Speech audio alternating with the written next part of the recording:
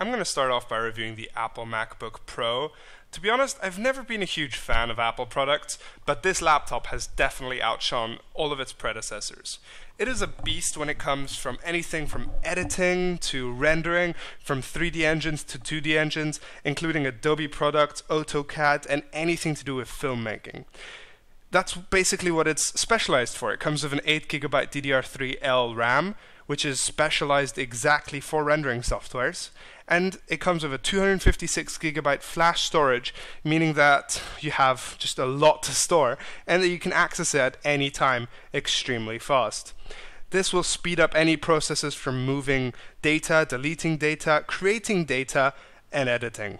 It comes with an i5 processor, dual core, and with a specialized GPU, meaning that it can run pretty much anything. And the compact screen means it's also easy to move, but retains very high quality.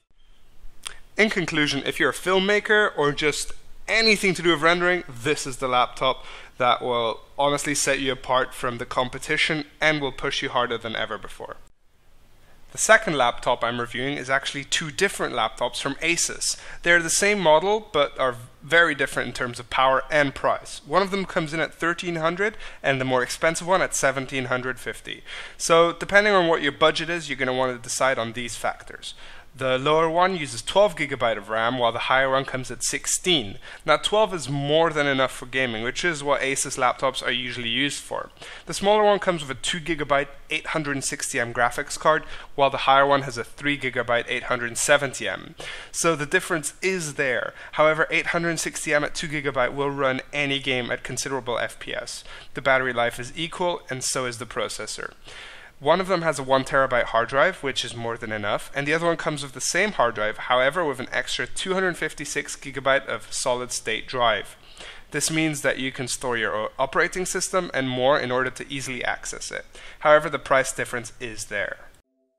The third laptop that I'll be reviewing is the Lenovo Y510P. It comes with two SLI graphics cards, each holding 2GB of dedicated DDR5 RAM, which means that that's 4GB total of GPU RAM. Now that's very powerful, and it is the most powerful laptop in this series. It also comes with 16GB of DDR3 RAM, which supports those GPUs, and the standard i7 4th generation processor.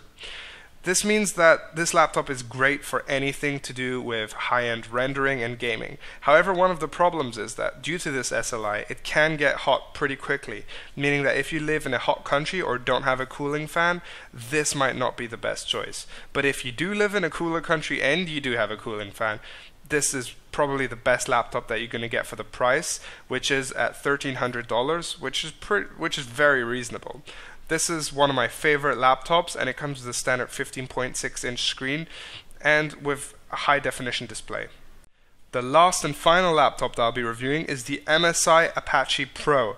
Now this is basically just a gaming laptop. It's very powerful and comes at 12GB DDR3 specialized RAM with an Intel Core i7 processor. It's the same one the others have, but what I really like about this one is its 17-inch screen. It comes with an anti-reflective display, meaning that you can play it basically anywhere. However, it is quite bulky and heavy, which you'd expect from a gaming laptop. It comes with a 1TB HDD, meaning that you can store pretty much anything, and it comes with a specialized wireless drive, meaning that you can have very high speeds even without a wire. It comes with XSplit Gamecaster, which is a special software for gameplay, and honestly it's just a powerhouse for gaming. It'll run any high-end game such as Battlefield 4 at ultra settings very smoothly. The display is high definition, and it obviously comes with a 2GB GPU 860M, which is more than enough to play anything. So in conclusion, this and the Lenovo are equal. Finally, I'd say that all the laptops are really good at what they do, the Apple one being primarily for rendering and editing, then the MSI, Lenovo, and the ASUS for gaming. There's loads of different models and it might all be confusing, but in terms of price I've chosen the best options that you can find, and I suggest you have a look for yourself. I left all the links in the description below, and I hope you enjoyed these laptops.